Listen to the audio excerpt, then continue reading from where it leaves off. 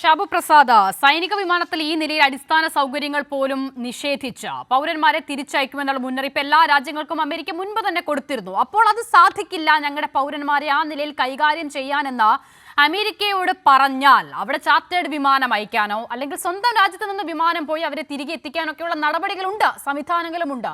പക്ഷെ അത് പറയണമെങ്കിൽ അതിനൊരു ആർജവം ഉണ്ടാകണം. അങ്ങനെ പറഞ്ഞാൽ മൈപ്രന്റിന് വേദനിക്കുമെന്നുള്ള ചിന്തയായിരിക്കുമല്ലേ ഇവിടെ സ്വന്തം പൗരന്മാരെ ഈ നിലയിൽ രണ്ടാം കിട പൗരന്മാരായി ട്രീറ്റ് ചെയ്യാൻ ഈ ഭരണകൂടത്തെ പ്രേരിപ്പിച്ചത്?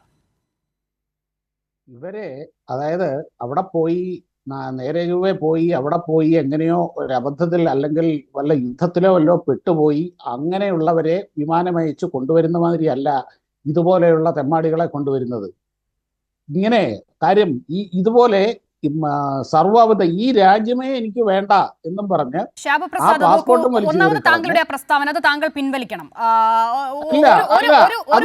ഒരു രാജ്യത്തെ പൗരന്മാരൊക്കെ ഈ നിലയിൽ അഭിസംബോധന ചെയ്യുമ്പോൾ താങ്കൾ പറയൂ അങ്ങനെ ഇവരെ ക്രിമിനലുകളെന്ന് വിളിക്കുന്നു, പൊതുമധ്യത്തിൽ എന്നെ പോലെ ഒരാൾ ഉപയോഗിക്കാത്ത വാക്കുകൾ താങ്കൾ ഉപയോഗിക്കുന്നു. എന്തൊക്കെ കുറ്റങ്ങൾ അവർക്കെതിരെ ഏതെങ്കിലും ഒക്കെ രാജ്യത്ത് ചുമത്തപ്പെട്ടിട്ടുണ്ടെന്ന് താങ്കൾ ഒന്ന് പറയാമോ? അങ്ങനെയാണെങ്കിൽ അവർ ക്രിമിനലുകൾ നമുക്ക് വിളിക്കാം, ഇത്തരത്തിലുള്ള കുറ്റാരോപിതരാണെന്ന് നമുക്ക് വിളിക്കാം. ഏതെങ്കിലും തരത്തിലുള്ള ഈ അനധികൃതമായി പോയി എന്നുള്ളതല്ലാതെ ഏത് ക്രിമിനൽ കേസ് അവർക്ക് മുകളിലുണ്ട് ശ്രീ ഷാബു പ്രസാദ്? പിന്നെ എങ്ങനെയാണ് ഇത്തരം വാക്കുകളൊക്കെ ഉപയോഗിച്ച് അവരെ അഭിസംബോധന ചെയ്യാൻ താങ്കൾക്ക് സാധിക്കുന്നത്?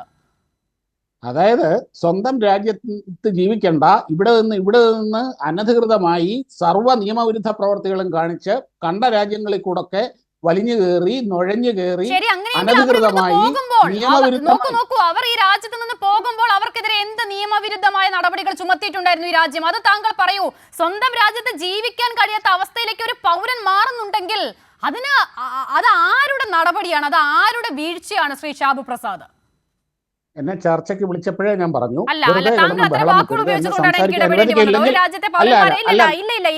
ഒരു ചർച്ചയിൽ താങ്കൾക്ക് ഞാൻ എപ്പോഴെങ്കിലും താങ്കളോട് ഇടപെട്ടോ? ഇല്ലല്ലോ ശ്രീ ഷാബു പ്രസാദ്. പക്ഷെ താങ്കൾ എന്താണ് ഒരു വാക്ക് ഉപയോഗിച്ചത്? ആ വാക്ക് ഉപയോഗിക്കാനുള്ള എന്ത് കുറ്റമാണ് എന്ത് കുറ്റമാണ് ആ മനുഷ്യർ ചെയ്തത്? കുഞ്ഞുങ്ങളടക്കമുണ്ടായിരുന്നു ശ്രീ ഷാബു പ്രസാദ്. താങ്കൾ ഉപയോഗിച്ച ആ വാക്കുണ്ടല്ലോ, ഞങ്ങളുടെയൊക്കെ നാട്ടിൽ അത് തെറി എന്ന് പറയും, തെറിയായി ഉപയോഗിക്കുന്ന വാക്കാണ്. ചെറിയ കുഞ്ഞുങ്ങളടക്കം ആ കൂട്ടത്തിൽ ഉണ്ടായിരുന്നു. ആ കുഞ്ഞുങ്ങളടക്കമല്ലേ താങ്കൾ അപ്പോൾ ആ നിലയിൽ വിശേഷിപ്പിച്ചത്? എങ്ങനെ സാധിക്കും അതിന്? എന്താണ് അതിന്റെ അടിസ്ഥാനം?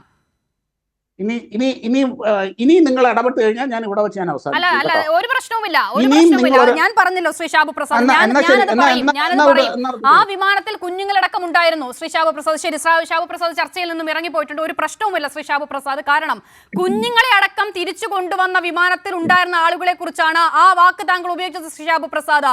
അവർ കുറ്റം ചെയ്തിട്ടുണ്ടെങ്കിൽ അവരുടെ കുറ്റം നമ്മൾ ആ കുറ്റമായി കാണണം. അത് അമേരിക്ക കാണാം. തിരിച്ചെത്തുമ്പോൾ ഇന്ത്യയിൽ അവർക്ക് ആ ശിക്ഷ കൊടുക്കാം. ഇവിടെ നിന്ന് പോകുന്നതിന് മുൻപ് അവർക്ക് അവരുടെ മേലെ ആ കുറ്റമുണ്ടെങ്കിൽ അതിനുള്ള ശിക്ഷ കൊടുക്കാം. പക്ഷെ അതിനൊക്കെ അപ്പുറം ആ കുഞ്ഞുങ്ങളെ അടക്കം ഈ നിലയിൽ വിശേഷിപ്പിച്ചത് ഒരു തരത്തിലും അംഗീകരിക്കാൻ കഴിയാത്ത കാര്യവുമാണ്. ശ്രീ